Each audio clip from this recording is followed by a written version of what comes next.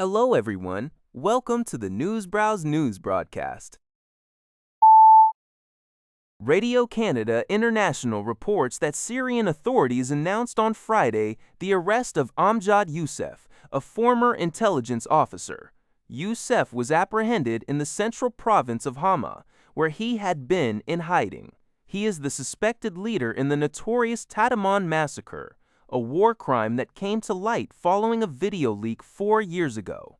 The disturbing 2022 footage purportedly shows Yousef and his comrades fatally shooting dozens of blindfolded, bound men before throwing their bodies into a trench and setting them on fire. This arrest comes after insurgents ousted former President Bashar Assad in December 2024, leading to the apprehension of numerous security agency members implicated in wartime atrocities. In March 2023, the U.S. State Department had already banned Yousef, his wife, and immediate family members from entering the United States. Iran's top diplomat, Foreign Minister Abbas Araghchi, is traveling to Pakistan for a second round of ceasefire negotiations with the United States. Pakistan is actively mediating to de-escalate tensions in a war that has disrupted crucial energy exports through the Strait of Hormuz and caused thousands of casualties across the Middle East. The White House announced President Donald Trump's 90-day extension of the Jones Act waiver, easing non-American vessel transport of oil and natural gas to stabilize prices following the Strait of Hormuz closure.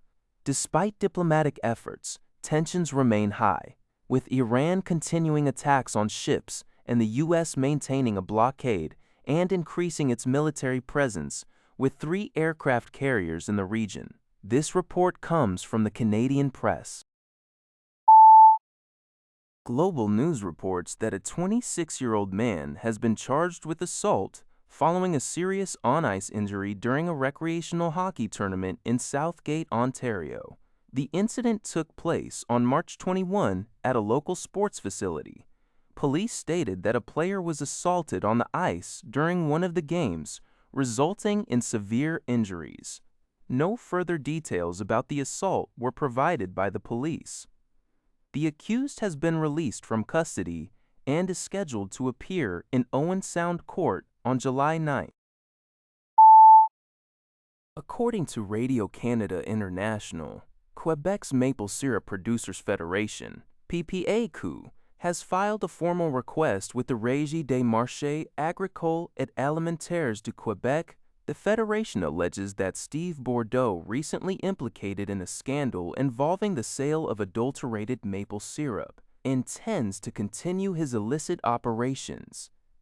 Inspectors reportedly found pallets of returned syrup cans at Bourdeau's Sugar Bush, with his staff transferring the contents into large containers. When questioned, Bourdeau allegedly stated, "I'll find a way to get rid of it." The PPAQ characterizes Bourdeau as a repeat offender, citing previous regulatory violations. They are seeking a full investigation into his business, the closure of his operations, and the seizure of all his syrup, as well as $190,000 in fines and unpaid contributions. The Federation believes Bourdeau's actions are detrimental to the reputation of Quebec's maple producers.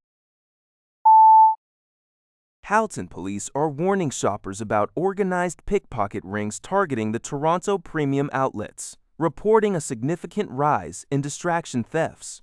So far this year, 45 thefts have been reported at the Halton Hills Mall, with over 70 cell phones alone stolen since November 2025.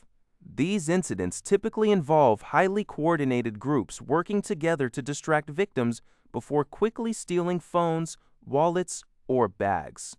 City News Everywhere reports that on March 2010, 2 individuals, a 35-year-old Toronto man and a 33-year-old Montreal woman, were arrested and charged in connection with one such theft. Additionally, police have released security video from an April 11th incident showing 3 additional suspects in action. The video depicts one man stealing a phone from a shopper's jacket pocket while another blocks the victim's view, and a woman acts as a lookout. Authorities are urging the public to provide any information that could help identify these new suspects. That's all for this video.